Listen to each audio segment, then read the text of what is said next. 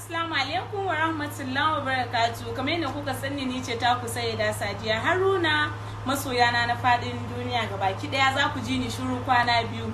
To akwai wani ibtila'i da ya faru da ni ne. Allah ya jarabce ni da abin da alhamdulillah a matsayina na ya musulma na karɓa wannan kaddaran hannu bibbiyu, kuma wanda bai wuce kan kowa ba. Masoyanan da suka mini addu'a suka taya ni jaje, ina mika muku godiya. Ba zan iya in kira suna ba, dan in nace zan kira suna wallahi ina iya manta da wani ban kira ba, kuma kar wani ya ji haushi. Duk masoyi na wanda ya taya ni addu'a, wanda ya jajanta min akan abin nan ya san kansa, kuma sun san kansu, ina musu godiya. Ubangiji Allah ya saka da alkhairi, ubangiji Allah ya sa mu dauka wannan azumin a sa'a, Allah ya ba mu ikon gama shi lafiya. Ina ma kowa fatan alkhairi. Ni ce ta ku Sayyida Sadiya Haruna ta bestie.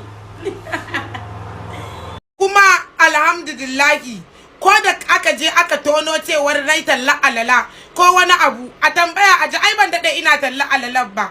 Na nisan duniya wata na biyu ina talla, aka hana ni kuma na daina yin talla. Ko da aka je aka kirkiro na talla, kuma idan na talla ai ba kai na faro ba, dan na talla alala. Wannan wani irin bala'i ne, ni kun ga dai zama seleto nan asirin da ya janyo mun wai na talla alala. Kuma ma ni ba wannan bace babbar sana'a ta, ka ji in gaya maka. Ko da ka je munafurcin bai baka daidai ba, munafiki da ka je ka binciko wai tsabar rashin mutunci, wai murja mai alala aka sa wata yarinya da robobi a gabanta, wai murja mai alala. Irin wannan ma ba wannan hat attack sai ya kama bawa ba. To wai na fulawa ita ne na fi ba da karfi a kai, a sararre ita na fi ba da karfi a kanta.